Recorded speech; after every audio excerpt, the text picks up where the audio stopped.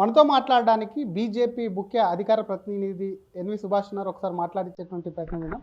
Sir, మీరేమో phone ట్యాపింగ్లో KCR చేయించారు, కేసీఆర్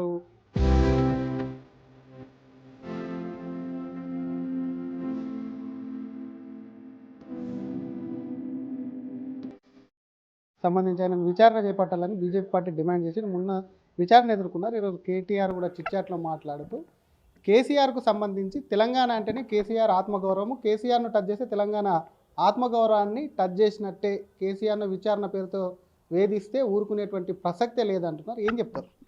ఇది ఒక ప్రాసెస్, ఇది ఒక కాన్స్టిట్యూషనల్ ప్రాసెస్ ఏదైతే ఉందో ఆ ప్రాసెస్ని అందరూ కూడా అంటే గౌరవించాలి.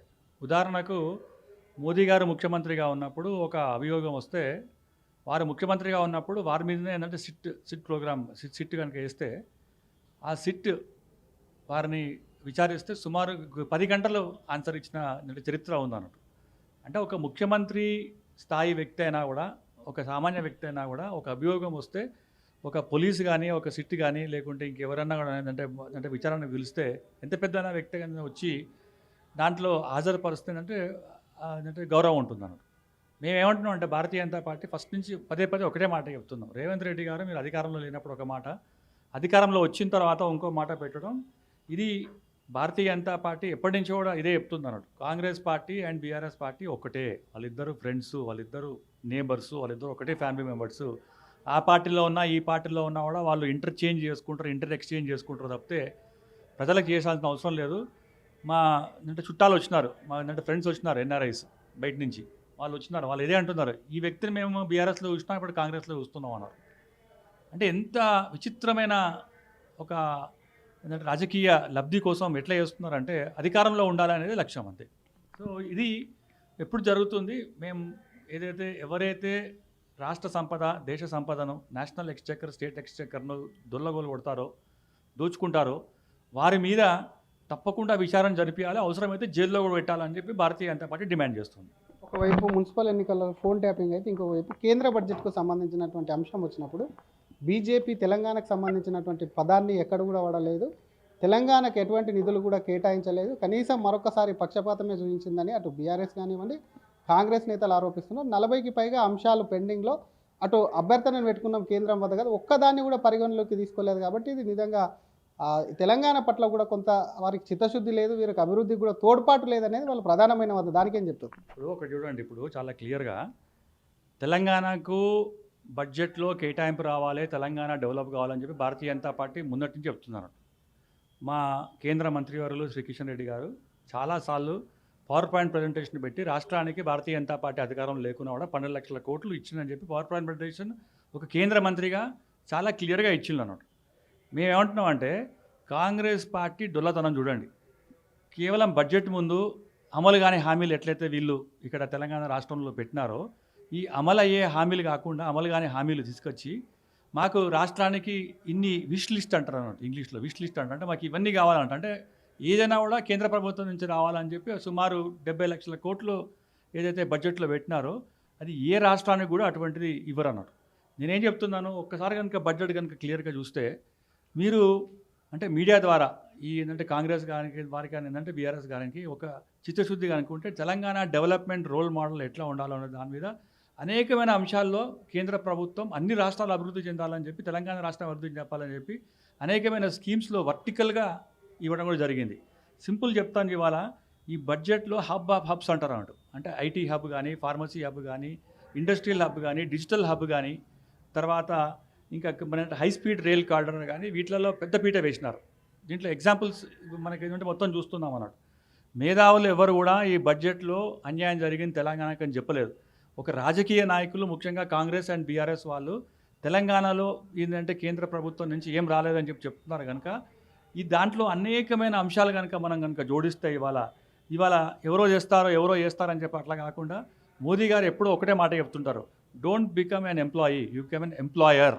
అంటే మీరు ఒక చదువుకున్న తర్వాత మీరు ఒక ఇండస్ట్రీ పెట్టి అనేకమైన మందికి ఉపాధి హామీ పథకాల కింద ఉపాధి ఇవ్వాలని చెప్పి, మీరు ఒక ఇండస్ట్రియలిస్ట్ కావాలని చెప్పి అనేకమైన అంశాల మీద ప్రస్తావించడం చెప్పండి. ఏం చెప్తున్నానంటే ఎంఎస్ఎంఈ మీద రాష్ట్ర 31% వాటా దేశవ్యాప్తంగా ఉంటే సుమారు 33 కోట్ల మందికి ఈ ఎంఎస్ఎంఈ వల్ల డెవలప్ అవుతుంది. అందులో తెలంగాణ రాష్ట్రానికి లబ్ధి పొందేది 23 లక్షల మందికి ఎంఎస్ఎంఈ మరి. అంటే ఇది తెలంగాణ డెవలప్ కాలేదా? ఓన్లీ తెలంగాణకి చెప్తున్నాను. అలాగే బడ్జెట్ కేటాయింపులో హై స్పీడ్ రైలు ఏదైతే అంటే మొత్తం కారిడార్ ఉందో అందులో ముంబై, హైదరాబాద్, పూణే అండ్ బెంగళూరుకు కనెక్టివిటీ ఉందన్నమాట. దానివల్ల హై స్పీడ్ రైల్ ఏంటంటే కారిడార్ వల్ల సుమారు మనకు 5.5 lakhs అంటే 5,50,00,000 కోట్ల రూపాయలు మనకు డెవలప్ అయ్యే ఒక పెద్ద మెథడ్ ఏంటంటే ఈ కేటాయింపు జరిగింది అన్నమాట. ఇది ఒక హైదరాబాదే కాకుండా ద్వితీయ ఏదైతే మొత్తం సిటీస్ ఉన్నాయో లైక్ వరంగల్ కానీ, కాజీపేట, నల్గొండ, తర్వాత ఇంకా ఏదైతే ఏంటంటే ఖమ్మం, మహబూబ్ నగర్ అన్నీ డెవలప్ అవుతాయి అన్నట్టు. ఇది ఏంటంటే తెలంగాణలో ఏంటంటే డెవలప్మెంట్ కాలేదా? అలాగే పన్నుల శాతం ఇది ఏంటంటే చాలా క్లియర్గా ఉండాలంటే ఇంతకుముందు 2.7% పెరిగింది, మనకు 2.17% పెరిగింది. దానివల్ల మనకు సుమారు 33,180 కోట్ల నిధులు తెలంగాణకు రానున్నాయి. ఇంతకుముందు ఏం చెప్తారు, జనాభా ప్రతిపాదన వల్ల తెలంగాణ అంటే మొత్తం దక్షిణ భారతదేశానికి అన్యాయం జరుగుతుంది అనే దాని మీద ఉంటుంది. ఇవాళ ఈ పన్నుల శాతం ఏదైతే పెరిగిందో, ఏదైతే 15 ఫైనాన్స్ కమిషన్ డెవలప్ వాళ్ళ మీద రికమెండేషన్స్ మీద ఇచ్చిందో, ఇవాళ మనం తీసుకుంటే చాలామందికి డెవలప్ అయ్యే ఒక మంచి ఆస్కారం కూడా ఉంది.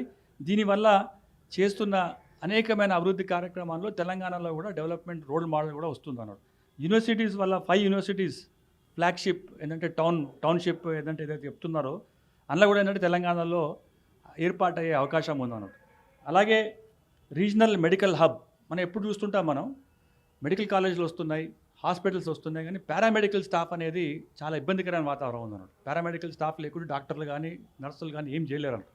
వాటి మీద అంటే ఇదంతా ఒక బేస్ ఏంటంటే 2047కి వికసిత్ భారత్ అంటే ఒక స్టేటో లేకుంటే ఒక రీజనో డెవలప్మెంట్ కాదు, హారిజాంటల్గా అన్నీ డెవలప్ కావాలన్నాడు. పారామెడికల్ స్టాఫ్ గురించి ఎప్పుడు ఏ ఒక ప్రభుత్వం కూడా ఆలోచించలేదు. మనకి ఇవాళ పారామెడికల్ స్టాఫ్లో ఎట్లుంటుందంటే 10+2 చేయమంటే మొత్తం చేసిన తర్వాత దీంట్లో కనుక ఒక 3 years 4 years కనుక మనం ఎందుకంటే దీంట్లో ట్రైనింగ్ తీసుకుంటే సుమారు డాక్టర్లు సంపాదిస్తుంటారు. అండ్ జాబ్ గ్యారంటీ కూడా ఉందన్నాడు హాస్పిటల్స్లో కానివ్వండి. అది కూడా మనకు ఇక్కడ తెలంగాణలో దక్కే అవకాశం ఉంది.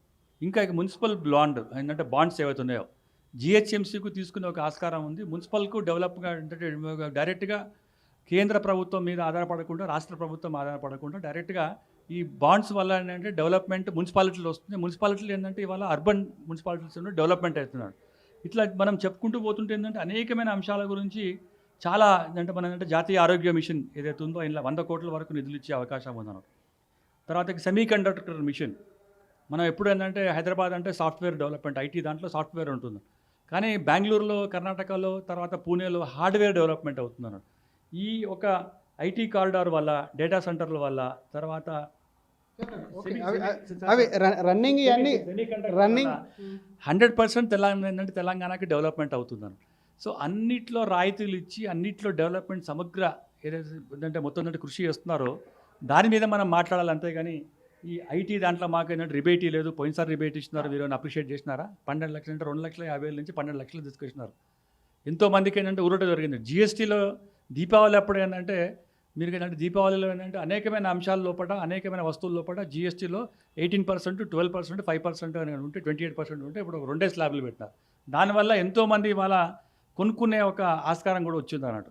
ఒక మామూలు మనిషి కూడా మొబైల్ ఫోన్ 1,50,000 పెట్టి మొబైల్ ఫోన్ కొనుక్కునే ఒక మంచి ఒక డెవలప్మెంటల్ ఎజెండా కింద ఏంటంటే మొత్తం తీసుకుంటాడు. హవాయి జహాజ్ ఏంటంటే హవాయి చెప్పల్సి హవాయి జహాజ్ దగ్గర పోతున్నారు. నేనేమంటున్నాను, అన్ని రంగంలో డెవలప్మెంట్ అవుతుంది, తెలంగాణ కూడా డెవలప్మెంట్ ఉంది. ఈ 2 పార్టీలు ఏమంటే తెలంగాణలో ఏం రాలేదు అంటే మేము కూడా ఒక పెద్ద విష్ లిస్ట్ ఇస్తాం. తెలంగాణ అసెంబ్లీ సమావేశాలు అయితే బడ్జెట్ కనుక ఉంటే కరీంనగర్కి ఎంత ఇవ్వండి, వరంగల్కి ఎంత ఇవ్వండి అంటే మీరు ఇస్తారా? మీరు ఇవ్వరు కదా. సో అట్లా మనం ఒక మైక్రోస్కోపిక్ లెవెల్లో చూడాలా, మైక్రోస్కోపిక్ లెవెల్ కావాలని చెప్పి మా ఒక అంశం. Thank you sir. ఇది బడ్జెట్కు సంబంధించి కూడా ఆర్థిక నిపుణులు ఎవరు కూడా బడ్జెట్ను కామెంట్ చేయట్లేదు. కేవలం పొలిటికల్ ఎజెండాకి సంబంధించి వారికి సంబంధించి వారు మాత్రమే జస్ట్ దీని మీద కామెంట్ చేస్తున్నారు, వారి పొలిటికల్ కోసం అని చెప్తున్నారు. ఇంకోవైపు అటు కేసీఆర్ ఫోన్ ట్యాపింగ్ అంశానికి సంబంధించి 2 పార్టీలు ఒకటే, జస్ట్ ఇదంతా ఆడేది మాత్రం విచారణ పేరుతో డ్రామా మాత్రమే అని చెప్పి బీజేపీ రాష్ట్ర ముఖ్య అధికార ప్రతినిధి ఎన్వి సుభాష్ ఫైర్ అవుతున్నారు. కెమెరామెన్ గజప్తో శ్రీధర్ RTV, హైదరాబాద్. చరిత్ర సృష్టించినోడు ఇప్పుడు ఆ చరిత్రని తిరగరాయబోతున్నాడు. అబద్ధాల గోడల్ని బద్దలు కొట్టి నిజాలను రాగా మీ ముందుంచబోతున్నాడు. నిజమైన వార్తల కోసం వెంటనే డౌన్లోడ్ చేసుకోండి రా యాప్ని.